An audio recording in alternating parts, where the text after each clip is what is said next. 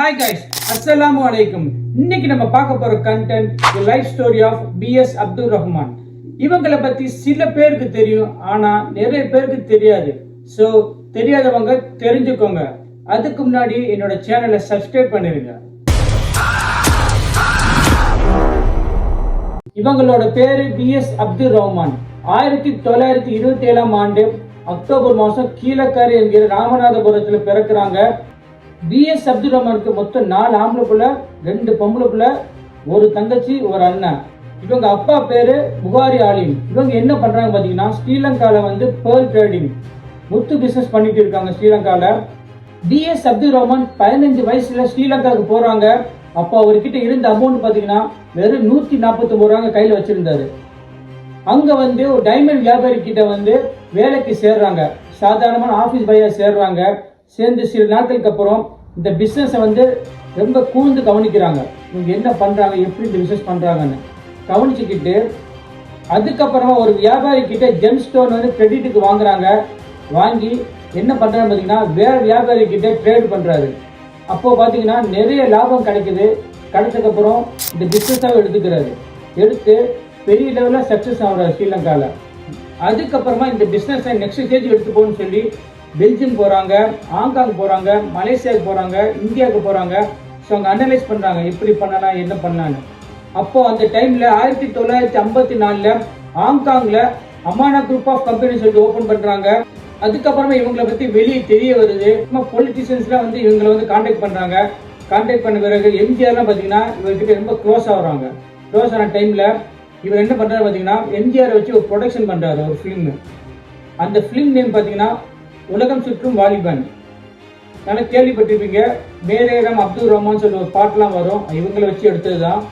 அதுக்கப்புறமா எம்ஜிஆர் ரொம்ப க்ளோஸா போறாங்க. அதே மாதிரி இவங்க என்ன சொன்னாலும் எம்ஜிஆர் உடனே ஸ்டெப் எடுப்பாங்க. அந்த அளவுக்கு ரொம்ப டிஃபரெண்டா போறாங்க. அதுக்கப்புறமா கவர்மெண்ட்டுக்கு ஹெல்ப் பண்ற அளவுக்கு பினான்சியல ஸ்ட்ராங்கா வராங்க. ஸோ ஹெல்ப்பும் பண்றாங்க. அதுக்கப்புறமா சில வருடங்களுக்கு பிறகு இந்தியால இடிஎன் சொல்லி கம்பெனி ஓபன் பண்றாங்க. இடிஎனா எமிரேட்ஸ் ட்ரேடிங் ஏஜென்சி. இது ஒரு குரூப் ஆஃப் கம்பெனிங்க. இது கீழே நிறைய செக்டர்ஸ் இருக்கு. என்னென்ன செக்டர்ஸ்னா எல்லாமே பண்றாங்க. கன்ஸ்ட்ரக்ஷன் இருக்கு, மெக்கானிக்கல் இருக்கு, ஆயில் இருக்கு, அது போக பவர் பிளான்ட் இருக்கு, டிராவல் ஏஜென்சி இருக்கு. அந்த மாதிரி எக்கச்சக்க இன்னும் இருக்கு. முக்கியமானது பார்த்தீங்கன்னா ஸ்டார் ஹெல்த் இன்சூரன்ஸ் எல்லாருக்குமே தெரிஞ்சிருக்கும். இவ்வளவு பிசினஸ் பண்ணிட்டு இருக்காங்க. கலைஞர் டைம் பீரியட்ல இவங்களுக்கு தான் எல்லா கவர்மெண்ட் டெண்டர் வரும். என்னென்ன டெண்டர் சொல்றேன் பாருங்க. 1962 இடி கன்ஸ்ட்ரக்ஷன் மூலமா ஜெமினி ஃபிளைஓவர், சேப்பாக் ஸ்டேடியம், அதுக்கப்புறம் பாத்தீங்கன்னா Chennai city centre, Marina lighthouse, Apollo hospital greens road, அது மட்டும் இல்லாம தலைமை செயலகம் சொல்லுவாங்க ஒமந்தூர் ஹாஸ்பிட்டல். இந்த மாதிரி மேஜர் ப்ராஜெக்ட்ஸ்லாம் இந்த இடி குரூப் ஆஃப் கம்பெனி தான் பண்ணிச்சு. 1973 இடிஏ கம்பெனி துபாயில் ஓபன் பண்றாங்க. யாரோட ஓபன் பண்றாங்க பாத்தீங்கன்னா அல் குரேரோட ஓபன் பண்றாங்க. அந்த டைம்ல அல் குரேர் பெரிய பணக்காரரு, துபாயில பெரிய செல்வந்தர். இவரோட பார்ட்னர்ஷிப் போட்டு கிட்டத்தட்ட 23 கண்ட்ரில பாத்தீங்கன்னா 150 ஆபீஸ் ஓபன் பண்றாங்க. 80,000 பேர் கிட்ட வேலை பார்க்குறாங்க. அது மட்டும் இல்லாம இடி குரூப் ஆஃப் கம்பெனிஸ் கீழே துபாயில மட்டும் 23 செக்டர் இருக்கு. டிரான்ஸ்போர்டேஷன், லாஜிஸ்டிக்ஸ், கார், ஆட்டோமொபைல்ஸ், அது மட்டும் இல்லாமல் electrical, elevator company, AC company, அந்த மாதிரி எல்லா ஃபெசிலிட்டி மேனேஜ்மெண்ட் சொல்லிட்டு எல்லா வகையான கம்பெனியுமே அங்கே இருக்கு. துபாயிலே பார்த்தீங்கன்னா நம்பர் 1 பிஸ்னஸ் மேன் ஆகுறாரு. இப்போதான் நீங்கள் கேள்விப்பட்டிருக்கீங்க லூலு, யூசுப் அலி, தமாக்கு, தனுபே, லூலு, அதுக்கப்புறம் பார்த்தீங்கன்னா சோபான்னு சொல்லிட்டு. அதுக்கு முன்னாடி பார்த்தீங்கன்னா இவர் தான் நம்பர் 1. 2015 ஜனவரி மாதம் இவங்க இறந்தும் போகிறாங்க. அந்த டைமில் பார்த்தீங்கன்னா எல்லாமே அப்படியே சரிஞ்சு இடிஏவே இல்லாமல் போயிடுது. அது என்ன ஆகுது பார்த்தீங்கன்னா இடிஏ கம்பெனி எல்லாமே அல் குரேர் ப்ராப்பர்ட்டிஸாக மாறுது. இவங்க கிட்ட எஜுகேஷனல் இன்ஸ்டிடியூஷன் கூட இருக்கு. இதுக்கு முன்னாடி பார்த்தீங்கன்னா கிரசன்ட் இன்ஜினியரிங் காலேஜ்னா எல்லாருக்குமே தெரியும் தமிழ்நாட்டில். ஆனால் இப்போ பிஎஸ் அப்துல் ரஹ்மான் யூனிவர்சிட்டி மாற்றிருக்காங்க. அது மட்டும் இல்லாமல் Dasan TV college, Islamic studies and cultural சொல்லிட்டு ஒரு சென்டர் இருக்கு. இதெல்லாம் போக ட்ரஸ்ட் பார்த்தீங்கன்னா 3-4 ட்ரஸ்ட் வச்சிருக்காங்க. சீதுகாதி ட்ரஸ்ட் வச்சிருக்காங்க. ஆல் இந்தியா இஸ்லாமிக் ஃபவுண்டேஷன் வச்சிருக்காங்க. அது மட்டும் இல்லாமல் பிஎஸ் அப்துல் ரஹ்மான் ஜகாத் ஃபவுண்டேஷன் சொல்லிட்டு ஒன்று இருக்கு. இந்த மாதிரி அதிகமாக ட்ரஸ்ட் வச்சிருக்காங்க. பிஎஸ் அப்துல் ரஹ்மான் பார்த்தீங்கன்னா சேரிட்டி டொனேஷன் அதிகமாக பண்ணுவாங்களாம்.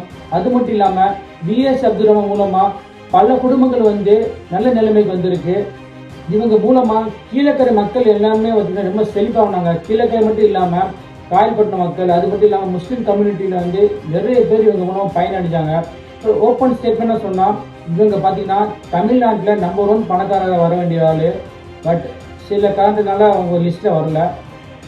ஈகே குரூப்போட ஆனுவல் ரெவன்யூ பார்த்தீங்கன்னா $6.5 பில்லியன்.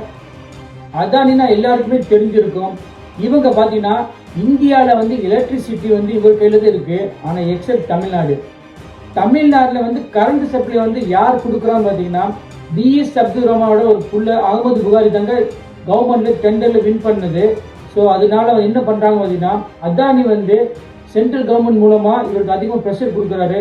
அப்போவும் வந்து இந்த டெண்டரை வந்து விட்டு கொடுக்கல. இப்போவும் வந்து அவர் கையில் தான் இருக்குது. ஸோ பார்த்துக்கோங்க எவ்வளோ பெரிய ஆளுன்னு பார்த்துக்கோங்க. மோஸ்ட்லி இவரை பற்றி யாருக்கும் தெரிஞ்சிருக்காது. ஸோ அதனால தான் இந்த கண்டென்ட் எடுத்து போட்டோம். பிஎஸ் அப்துல் ரஹ்மான் எப்போ இறந்தாங்கன்னு பார்த்தீங்கன்னா ஜனவரி 2015 தான் இறந்தாங்க. எங்கே அடக்கம் பண்ணாங்க பார்த்தீங்கன்னா பிஎஸ் அப்துல் ரஹ்மான் யூனிவர்சிட்டியில் நான் படித்த காலேஜில் தாங்க அவங்கள வந்து அடக்கம் பண்ணாங்க.